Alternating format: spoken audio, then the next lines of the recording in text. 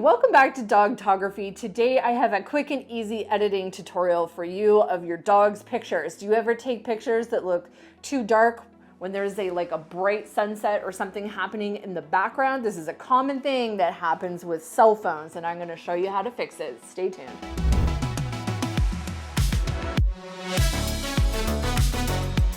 Hi, I'm Andrea Fleury and welcome to Dogtography. My channel is all about how to take better images of your dog and how to create some really super fun memories. I walk you through different tips and tutorials and techniques. I sometimes show you behind the scenes of my professional career as a dog photographer, all while just trying to have some fun and enjoy time with our dogs. Okay, so here's what's happening. So I kind of like to explain why this is happening so that you know what's going on, and then I'm going to show you how to fix it. So a common issue with cell phones, especially when you're taking a picture of a scene where there is a light source in the background, kind of like this image that we have here of this super adorable dog. The sun is setting, there's this gorgeous sunset happening in the background, but the dog looks really, really dark in the foreground.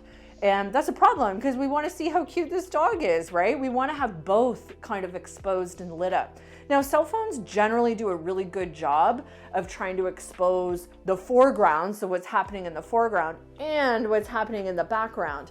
But sometimes it doesn't work as well as we want it to, especially not with all the automatic settings that we're using on our cell phone. So I'm going to show you how to fix it here.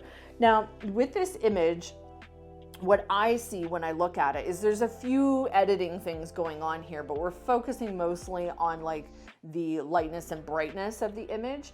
So I want to try and balance this out here. I want to keep the background the same lightness and brightness, but pull up the shadows on the dog. So that's what I'm looking for here is shadows. So I'm using Lightroom. I'm going to go into the light category. On your editing software, whether it's the native app on the iPhone or Snapseed or whatever you're using to edit your photos, you're going to look for a slider called shadows. So on this one, I'm going to up the shadows. Now you have to be really careful not to do too much, because if I were to crank it, let's just do that for fun. Look at what's happening to the dog. So the dog looks white. And it should look black.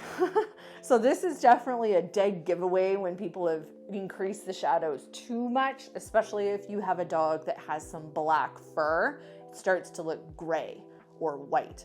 And we just know, our eye just knows that that is not right. So let's take it back down until the dog starts looking black again, which it does there to me. So let me do a little before and after.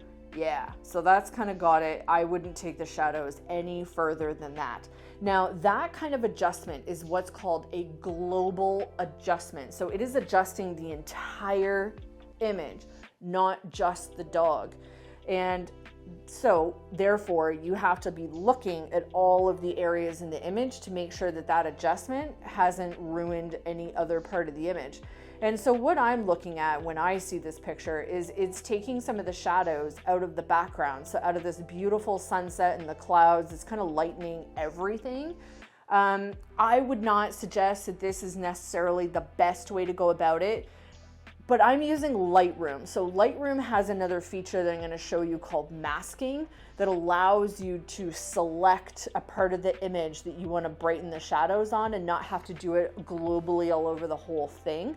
But if your software doesn't allow that and you can only just make these global overall adjustments, then go ahead and do that. Just make sure that you are enjoying how the shadows look in all parts of the image. So I'm just going to reset this quickly. And then I'm going to go down into the masking, and I am going to add a new mask, and I'm going to hit select subject. So it takes a second here, but you can see that it's selected just the dog. So now I'm going to go into light, and I'm going to change the shadows on this cute baby here, and we're going to take it too far so you can see that it's gone too far, and then we're going to back it off a little bit. Okay, so to show a before and after of my masking, we're going to tap this and we're going to go before, where you can see the dog is quite dark, and after, where there's been some lightness brought back into the dog. Now, to me, I like that way the best. I think that that makes the most sense for this kind of image. But I wanted to talk to you as well about why you wouldn't adjust the exposure settings. So let's go back into the light.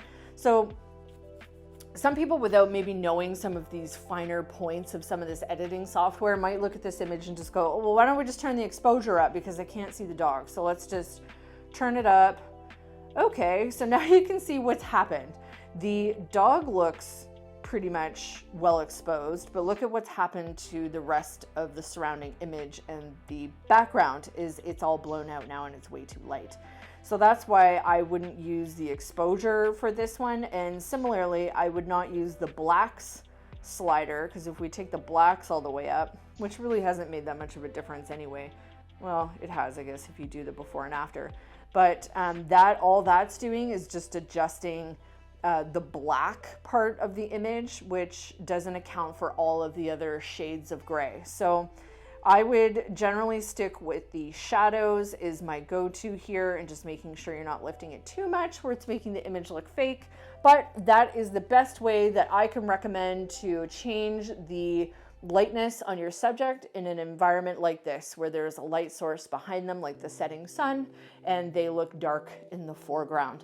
Okay, I hope that that has helped you, helped solve a mystery for you as to why your camera is producing images that look like this, that don't necessarily look that way in person through your eyes.